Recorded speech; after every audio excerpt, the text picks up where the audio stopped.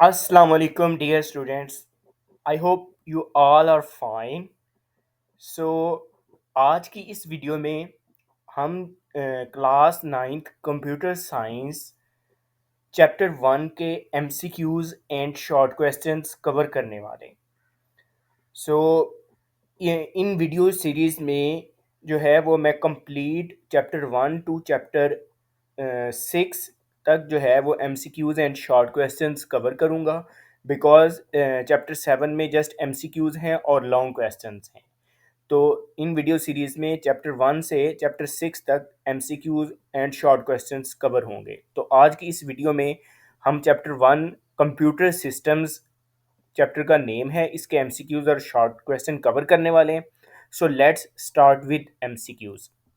इसमें हमारे पास जो फर्स्ट एमसीक्यूज़ है, जो फर्स्ट ऑप्शन है, what computing machine was capable of taking input from punch cards and storing data in memory.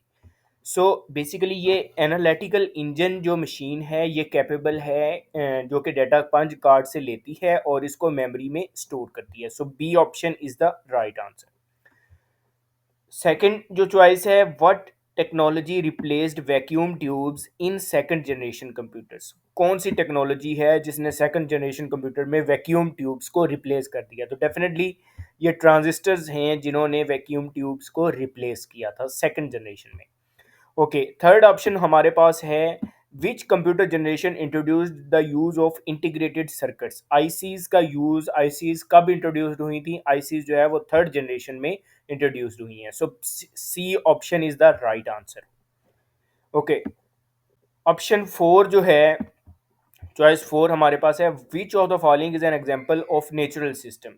इसमें जस्ट जो ह्यूमन बॉडी है वो नेचुरल सिस्टम की एग्जांपल है। इसके अलावा टेलीफोन नेटवर्क, डेटाबेस, ऑटोमोबाइल ये नेचुरल सिस्टम की एग्जांपल नहीं है। So B is the right answer. Choice five है, which component of the micro processor controls the working of input output devices and storage devices. ये जो control करने का task जो होता है वो डेफिनेटली कंट्रोल यूनिट के पास होता है। So choice B is the right answer. Okay, MCQs number six जो है, which type of memory retains data even when the computer is turned off. यानी कि कंप्यूटर जब टर्न्ड ऑफ भी हो जाता है तो कौन सी मेमोरी है जो कि डाटा को रिटेन करती है, डाटा लॉस उसमें नहीं होता? तो इसमें रोम जो है वो डाटा को रिटेन करती है even when power is computer is turned of. Okay, ये एमसीक्यूज नंबर सेवन जो है, what is the main purpose of cache memory. Cache memory का जो मेन पर्पस होता है वो क्या होता है? इसका जो मेन पर्पस है, ये हाई स्पीड स्टोरेज जो है वो इसने प्रोवाइड करनी होती है। ओके, अब चॉइस नंबर जो एट है, what is the smallest unit of memory in digital computer. Digital computer में स्मॉलेस्ट यूनिट ऑफ मेमोरी जो है वो कौन सा है? Definitely it's bit. बिट जो है वो सबसे छोटा यूनिट है मेमोरी का। चॉइस नंबर नाइन जो है, which memory type uses laser beams to read and write data. कौन सी मेमोरी टाइप जो है वो लेजर बीम्स को यूज करती है डाटा को रीड एंड राइट करने के लिए? तो ये ऑप्टिकल मेमोरी है। Choice B is the right answer. Okay, choice number ten है, in von Neumann architecture where are instructions data and program stored. इसमें जो फोर डिफरेंट चॉइसेस अवेलेबल हैं और इसका जो राइट आंसर है वो है B option, in the same memory unit. In the same memory unit जो है इसका राइट आंसर होगा, जहां पे इंस्ट्रक्शन और प्रोग्राम को स्टोर किया जाता है वॉन न्यूमैन आर्किटेक्चर के अंदर। सो चॉइस नंबर 11 जो है हमारे पास, what is the primary function of the buses in computers memory system. Computer memory system के अंदर बसेस का जो प्राइमरी फंक्शन है वो क्या होता है? इसका चॉइस सी जो है वो राइट आंसर है, transmit data between components. MCQs number 12 जो है, what is the primary function of the presentation layer in the OSI model. इसका प्राइमरी फंक्शन जो प्रेजेंटेशन लेयर का होता है ये ट्रांसलेटर के तौर पे एक्ट करती है। तो इसमें जो बी है वो इससे रिलेट करता है, converting data into standard format. इसका बी ऑप्शन जो है वो राइट आंसर है। एमसीक्यूज नंबर 13 जो है, in which network topology is data transmission unidirectional like radio और टेलीविजन ब्रॉडकास्ट। कौन सी नेटवर्क टोपोलॉजी की टाइप है जो कि यूनि डायरेक्शनल होती है, जैसा कि रेडियो और टेलीविज़न ब्रॉडकास्ट में। तो ये यूनि डायरेक्शनल हमें पता है कि वो रिंग टोपोलॉजी ही होती है, ठीक है? वो जस्ट वन डायरेक्शन में एक्ट कर रहे होते हैं। तमाम जो एक रिंग होती है जो कि वन डायरेक्शन में मूव कर रही होती है। ओके, चॉइस नंबर 14 जो है, which data communication standard is used for transferring web pages and related data on the world wide web. तो ये hypertext transfer protocol, choice B is the right answer for this MCQs. हमारा last MCQs number 15 है, which network architecture requires each computer to act as either a server or a client but not both simultaneously। कौन सा network architecture जो है वो either client और ए server act कर रहा होता है, लेकिन दोनों at the same time act कर नहीं कर रहा होता। तो ये इसका ऑप्शन ए जो है, client server network, is the right answer for this MCQs. जी तो डियर स्टूडेंट्स, ये हम चैप्टर 1 के एमसीक्यूज हम कवर कर चुके हैं। अब हम चलते हैं चैप्टर 1 के शॉर्ट क्वेश्चंस की तरफ। सो let's start with short questions. What is the function and significance of Napier's bone in early computing? Basically function और सिग्निफिकेंस क्या हैं नेपियर्स बोन, जो ये फर्स्ट कैलकुलेटिंग डिवाइस थी, इसका अर्ली कंप्यूटिंग के ऊपर इम्पैक्ट क्या था, तो ये हमने देखना है। तो इसके जो इम्पैक्ट्स हैं, यहाँ पे 3 इम्पैक्ट्स जो हैं वो मैं नोट डाउन किए हैं। इससे पहले आपको नेपियर्स बोन का जो स्ट्रक्चर है वो ज़रा माइंड में होना चाहिए। तो आप उसको देख सकते हैं कि जो नेपियर्स बोन है उसका स्ट्रक्चर जो है वो कुछ इस तरह का होता है। ये बेसिकली 18th सेंचुरी के अंदर ये जो मॉडल है ये बनाया गया था। इसके अंदर जो बेसिकली नंबर्स हैं वो रोटेटिंग सिलेंडर, ये आप देख सकते हैं कि यहाँ पे सिलेंडर्स हैं, तो नंबर्स जो हैं वो इन रोटेटिंग सिलेंडर्स के ऊपर शो हो रहे हैं rather than rods of cross section. So this is the model of Napier's bone. Now moving to our question, Napier's bone जो है वो बेसिकली कॉम्प्लेक्स मल्टीप्लिकेशंस और डिविजन्स को विदाउट एनी कैलकुलेशन ये परफॉर्म कर सकता है। सो ये चीज़ उस वक़्त के मर्चेंट्स के लिए, इंजीनियर्स के लिए और साइंटिस्ट के लिए बहुत ज़्यादा हेल्पफुल थी। एक तो ये इसका इम्पोर्टेंट पॉइंट हो गया। सेकंड पॉइंट जो है, अब चूँकि ये विदाउट कैलकुलेशन जो है वो डिवाइस काम कर रही है, तो इसकी बेस पे जो स्लाइड रूल है, जो कि इसके बाद जो है वो इंट्रोड्यूस हुई है, उसकी फाउंडेशन जो है वो ले डाउन हुई। मतलब ये है कि ये रीज़न वजह बनी, जो नेपियर्स बोन है ये स्लाइड रूल की इन्वेंशन की वजह बनी। सो इसको भी आप देख सकते हैं। अगर हम नेक्स्ट स्लाइड की तरफ मूव करते हैं तो स्लाइड रूल का जो रिप्रेजेंटेशन होती है वो कुछ इस तरह से है। इसकी ये डेफिनेशन यहाँ पे मेंशन्ड है, ये भी आप देख सकते हैं। Just like a mechanical calculator, और इसमें स्लाइडेबल रूल्स होते हैं जो कि mathematical operations like multiplication, divisions, roots, logarithm, ये तमाम ऑपरेशंस जो हैं वो परफॉर्म करते हैं।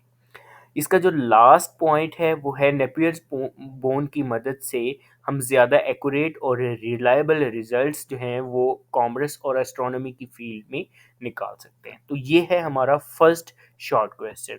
So let's move towards the second question. How did Charles Babbage difference engine differ from analytical engine? So यहाँ पे हमने बताना है कि चार्ल्स बेबेज का जो डिफरेंस इंजन है वो एनालिटिकल इंजन से कैसे डिफर करता है। तो इसको मैंने एक टेबल की फॉर्म में, टेबुलर फॉर्म में जो है वो मैंने इसको डिस्टिंग्विश किया है। तो इसके दरमियान डिफरेंसेस को देखने के लिए आप इसका अगेन सेम वही जो स्ट्रक्चर है वो थोड़ा सा देख लें। नेक्स्ट स्लाइड के अंदर यहाँ पे मैंने इसका डायग्रामेटिकल व्यू आपको बताया है। Charles Babbage difference engine looks like this. This is basically the machine that Charles Babbage introduced. This is what we called as difference engine of Charles Babbage. So कुछ इस तरह का इसका स्ट्रक्चर है। इसमें डिफरेंस क्या है, और ये साथ ही मैं आपको क्लियर करता चलूँ कि ये एनालिटिकल इंजन का एक स्ट्रक्चर है। तो आप इन दोनों के दरमियान डिफरेंस जो है वो, डिफरेंस इंजन और एनालिटिकल इंजन के दरमियान डिफरेंस आप यहाँ से देख सकते हैं। यहाँ पे जो फर्स्ट पॉइंट है वो इसका ये है कि ये डिफरेंस इंजन जो है वो पोलिनोमियल वैल्यूज़ को कैलकुलेट करने के लिए और इनको टेबुलर फॉर्म में लेके आने के लिए इस्तेमाल होता है। अब चूँकि एनालिटिकल इंजन जो है वो किसी भी टाइप की कंप्यूटेशन जो है वो उसके लिए हम इसको इस्तेमाल कर सकते हैं। इसका जो फर्दर जो सेकंड डिफरेंस है वो है कि ये फाइनाइट डिफरेंसेस की बेस पे जो है वो ऑपरेशंस को परफॉर्म करता है। जबकि एनालिटिकल इंजन में क्या होता है, एनालिटिकल इंजन में जो चूँकि पंच्ड कार्ड्स यूज़ होते हैं, तो इसलिए यहाँ पे बहुत ज़्यादा एल्गोरिथम्स भी इसके अंदर अप्लाई होते हैं। जो थर्ड डिफरेंस है, जो डिफरेंस इंजन के अंदर जो चीज़ यूज़ होती है, जो कि इसको यूनिक बनाती है, वो है मेनली ऑफ ये मैकेनिकल पार्ट्स के ऊपर मुश्तमिल होता है, जो कि स्पेसिफिक अरिथमेटिक ऑपरेशंस परफॉर्म करते हैं। जबकि एनालिटिकल इंजन के अंदर क्या होता है, ये analog to modern computer architecture के ऊपर बेस कर रहा होता है। फोर्थ डिफरेंस इंजन जो है वो एक सिग्निफिकेंट स्टेप प्रोवाइड करता है ऑटोमेटिक कैलकुलेशंस की तरफ, जिसका मकसद ये होता है कि ऑटोमेटिक कैलकुलेशन से जो ह्यूमन एरर्स हैं मैथमेटिकल टेबल्स में वो कम से कम हो जाती हैं। जबकि एनालिटिकल इंजन जो है वो एक प्रोग्रामेबल कंप्यूटर का स्ट्रक्चर प्रोवाइड करता है, जिसकी वजह से फाउंडेशनल आइडियाज़ जो हैं वो फर जो फ्यूचर के अंदर आने वाली कंप्यूटर की जो कंप्यूटेशनल मशीन्स हैं उनके लिए आइडियाज़ जनरेट होते हैं। सो ये है इन दोनों के दरमियान की difference between Charles Babbage difference engine and Charles Babbage analytical engine. So the third question is, what is the primary goal of fifth generation computers? So let me give you a pictorial view of fifth generation computers. Fifth generation computers means the concept of computers that having a thinking capability just like humans, that can understand natural languages. So here some of fifth generation computers are shown in this diagram for your understanding. Just like this is a robot, this is a, you can say a trainer in the form of robots that have some thinking capability. So ये जो है ये fifth generation computers की examples हैं। सो हमारा जो questions है इसका आंसर जो है वो, इसका जो मेन गोल है वो हमने बताना है कि फिफ्थ जनरेशन कंप्यूटर्स का जो मेन गोल है वो क्या है। फिफ्थ जनरेशन कंप्यूटर का जो मेन गोल है वो ऐसी डिवाइसेस बनाना जो कि नेचुरल लैंग्वेजेस को भी समझ सकें, उनको अंडरस्टैंड कर सकें और उनके अंदर कुछ up to some extent thinking powers भी उनके अंदर मौजूद हो। तो डेफिनेटली ऐसी मशीन्स को बनाना जो है वो आसान काम नहीं है। This is a big challenge for computer developers and programmers और डेवलपर्स के लिए ये बहुत बड़ा चैलेंज है कि वो ऐसे सिस्टम्स को या सॉफ्टवेयर्स को डिज़ाइन कर सकें। नेक्स्ट क्वेश्चन जो है वो हमारे पास है, हमने मेमोरी की 3 टाइप्स जो हैं वो बतानी है जो कि वॉन न्यूमान आर्किटेक्चर के अंदर मेंशन्ड है। सो मेमोरी की जो 3 टाइप्स हैं वो हैं, रैम है सबसे पहले हमारे पास रैम आ जाती है, random access memory. You know RAM is a volatile memory. We will cover volatile and non volatile memory in the next upcoming questions. So first one is RAM, second one is cache memory, and third one is read only memory. So we have covered up 4 questions. Let's move to our fifth questions. What is the difference between volatile and non-volatile memory? This is the same thing that I have slightly discussed in the previous question. So you can see a volatile memory means we in our daily life, in our normal routine, we say that RAM is a volatile memory. So volatile memory एक ऐसी memory होती है जिसके contents remove हो जाते हैं as for as, जैसे ही computer जो है वो शट डाउन होता है तो उसके कंटेंट्स जो हैं वो डिलीट हो जाते हैं। दोबारा से अगर आप सिस्टम को टर्न ऑन करते हो तो वो डाटा आपको नहीं मिलता। ओके, क्वेश्चन की तरफ चलते हैं। ये वोलेटाइल मेमोरी का कॉन्सेप्ट जो है वो यहाँ पे मैंने आपको दिखाया। अब हम इसके से नेक्स्ट स्लाइड को अगर देख लें तो ये कुछ एग्जांपल्स हैं नॉन वोलेटाइल मेमोरी की। नॉन वोलेटाइल मेमोरी जिसके कंटेंट्स रिमूव नहीं होते, ये एग्जांपल्स इसमें floppy disk, compact disk, hard disk, SSD और एसडी कार्ड्स, ये जो हैं ये कुछ एग्जांपल्स हैं नॉन वोलेटाइल मेमोरी की। अब इन दोनों के दरमियान की डिफरेंस क्या है? पहले वाला जो पॉइंट अगेन वही रिपीट कर लेते हैं कि इसमें डाटा जो है वो लॉस्ट हो जाता है जैसे ही पावर ऑफ होती है। लेकिन नॉन वोलेटाइल मेमोरी के अंदर जो है वो पावर ऑफ भी हो जाए तो डाटा परमानेंटली सेफ रहता है। वोलेटाइल मेमोरी के जो कंटेंट्स हैं वो टेम्परेरी तौर पे स्टोर्ड होते हैं, लेकिन नॉन वोलेटाइल मेमोरी के जो कंटेंट्स हैं वो परमानेंटली स्टोर्ड होते हैं। अब चूंकि वोलेटाइल मेमोरी जो है ये टेम्परेरी मेमोरी है, लेकिन इस ये जो ज़्यादा फास्टर है as compare to non volatile memory, क्योंकि उसके अंदर नॉन वोलेटाइल मेमोरी के अंदर डाटा सेव भी हो रहा होता है, तो डाटा सेव होने में भी टाइम लगता है। इस वजह से जो वोलेटाइल मेमोरी है वो एज़ कम्पेरेटिवली स्लोअर है किससे, वोलेटाइल मेमोरी से। रैंडम एक्सेस मेमोरी जो है वो वोलेटाइल मेमोरी की एग्जांपल है, और रोम जो है वो इसकी एग्जांपल है। इसकी दोनों की एग्जांपल मैं आपको ऑलरेडी बता चुका हूँ स्लाइड्स की फॉर्म में। अब जो हमारे पास क्वेश्चन नंबर 6 है, show memory hierarchy with the help of diagram. ये हमारे पास ये एक डायग्राम है जिसके अंदर मेमोरी हायरार्की जो है वो यहाँ पे शो हो रही है। मेमोरी बेसिकली टू टाइप्स की होती है, primary memory and second one is secondary memory. तो इसका अगर मैं थोड़ा-सा साइज़ भी इंक्रीज़ कर दूँ तो आपकी अंडरस्टैंडिंग के लिए ये जो चीज़ है ये मज़ीद क्लियर हो जाएगी। ओके, अब यहाँ पे प्राइमरी मेमोरी है, इसके अंदर 2 चीज़ें आ जाती हैं, रोम आ जाती है और रैम आ जाती है। रैम के अंदर फर्दर इसकी टाइप्स हैं, डिटेल्स में मैं नहीं जाऊँगा क्योंकि वीडियो लेंथी हो जाएगी। रोम रोम के अंदर ईरोम है, ईप्रोम है, और ये इसी फर्दर ईप्रोम इसी के अंदर आ जाती है। रैम है, रैम के अंदर 2 टाइप्स हैं, एसडी रैम, स्टैटिक रैम है और डायनामिक रैम है। सेकेंडरी मेमोरी जो हैं, इसके अंदर जितनी भी परमानेंट स्टोरेज डिवाइसेज़ हैं, जैसे कि हार्ड डिस्क है, जैसा कि डीवीडी है, जैसे कि फ्लैश ड्राइव है, या जो हमने इससे प्रीवियस स्लाइड्स में कवर की हैं, ये सारी सेकेंडरी मेमोरी के अंदर आ जाती हैं।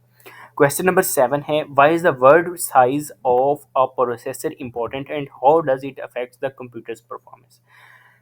जो किसी भी प्रोसेसर का जो वर्ड साइज होता है वो इम्पोर्टेंट होता है, और ये कंप्यूटर की परफॉर्मेंस के ऊपर कैसे जो है वो अफेक्ट करता है। क्वेश्चन के आंसर के लिए क्वेश्चन की बजाते खुद जो है वो हमें अंडरस्टैंडिंग अच्छे तरीके से होगी तो हम क्वेश्चन का आंसर दे सकेंगे।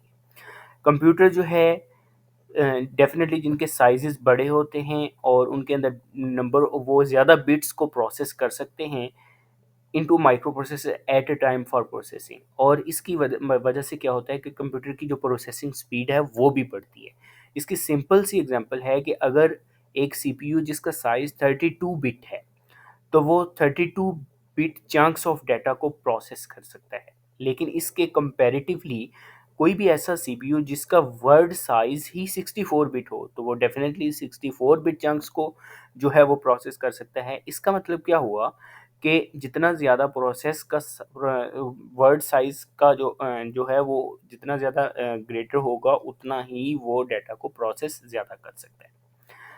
Hence, it allows CPU to handle larger integers that can perform more complex operations. अब यहाँ पे हमारे पास फर्दर जो 8 क्वेश्चन है, क्वेश्चन नंबर 8, ये बेसिकली पाइपलाइनिंग के मुतल्लिक है, और ये सीपीयू की जो एफिशिएंसी है उसको कैसे इम्प्रूव करती है। सबसे पहले तो हमें पाइपलाइनिंग का कॉन्सेप्ट हमारा क्लियर होना चाहिए। पाइपलाइनिंग जो है वो टेक्निक है जो कि यूज्ड हो जाती है सीपीयू के अंदर, और इसका पर्पस क्या होता है कि इसने सीपीयू की एफिशिएंसी को इंक्रीज़ करना होता है by overlapping the executions of multiple instructions जो हैं वो एग्जीक्यूट हो रही होती हैं, इसने उसको ओवरलैप करते हुए सीपीयू की एफिशिएंसी को इंक्रीज़ करना होता है, उसको बढ़ाना होता है। तो इस वजह से ये सीपीयू को अलाउ करता है कि वो डिफरेंट स्टेजेस ऑफ एग्जीक्यूशन के ऊपर साइमल्टेनियसली वर्क कर सके। ओके, अब ये जो क्वेश्चन है ये थोड़ा-सा लॉजिकल बेस्ड है, कंसेप्चुअल है, सिंपल है, इसमें कोई ऐसी मुश्किल चीज़ नहीं है। लेकिन आपने इसको समझना है। Imagine you are building a custom computer for a friend. Give three considerations you would take into account when choosing the type and size of memory for this computer. Every person has its own perspective. According to experiences and research, I have noted down three basic types that adds value and that matters most. These are three considerations I would take into account when choosing the type and size of memory for this computer are: number one is performance requirements, second is compatibility, system compatibility, how much is system compatible, and definitely the most important is budget constraint, how much budget you have for calculating or for this purchase for this type of machine. Okay, The next question, the last question of this video is question number 10.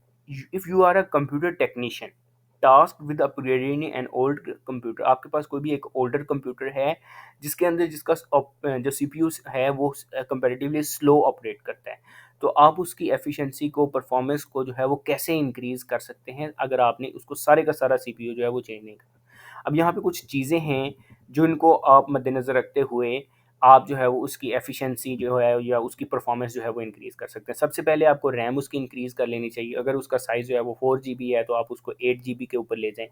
दूसरे number पे आजकल जो trending में है वो definitely SSD चल रही है। हार्ड डिस्क ड्राइव जो है वो कंपैरेटिवली कम यूज़ हो रही है, तो SSD is much faster as compare to SDD. आपको वो उसके ऊपर चले जाना चाहिए। आपको आपकी जो ऑपरेटिंग सिस्टम है और जो सॉफ्टवेयर्स हैं उनको आपको ऑप्टिमाइज़ करना चाहिए, जो मोर रिलायबल है और जो सिस्टम की स्पेसिफिकेशंस के मुताबिक जो ऑपरेटिंग सिस्टम चल रहा है आप उसको जो है वो ऑपरेट करवाना चाहिए। कूलिंग और मेंटेनेंस का जो है वो आपको इसको इम्प्लीमेंट करवाना चाहिए। यूजुअली जो है वो सिस्टम को आपने एक ऐसी प्लेस के ऊपर जो है वो रखना होता है जहाँ से जो है वो उसकी कूलिंग और मेंटेन रहे, सिस्टम जो है वो हीट अप ना हो। और इसके अलावा ओवरक्लॉक द सीपीयू है, आपने इसका जो ग्राफिक्स कार्ड है उसको भी अपग्रेड करते रहने हैं ताकि उसकी परफॉर्मेंस जो है उसकी वजह से भी उसकी परफॉर्मेंस जो है सिस्टम की परफॉर्मेंस वो बढ़ती रहे। आपने उसकी वर्चुअल मेमोरी या पेज फाइल को इंक्रीज़ करना है और उसके करस्पॉन्डिंग जितने भी ऑप्टिमाइजेशन सॉफ्टवेयर्स हैं आपने उसकी परफॉर्मेंस के लिए वो यूज़ करने। सो ये इस वीडियो के अंदर मैंने फर्स्ट 10 क्वेश्चन जो हैं चैप्टर 1 शॉर्ट क्वेश्चन जो हैं वो कवर किए हैं। तो नेक्स्ट वीडियो के अंदर हम जो रिमेनिंग क्वेश्चंस हैं उनको इंशाल्लाह कवर करेंगे, question number 11 to question number 20। I hope आपको इस इन 10 क्वेश्चंस की क्लियर अंडरस्टैंडिंग मिल चुकी होगी। सो अपडेट रहें नेक्स्ट वीडियो तक के लिए। अल्लाह हाफिज़। थैंक्स।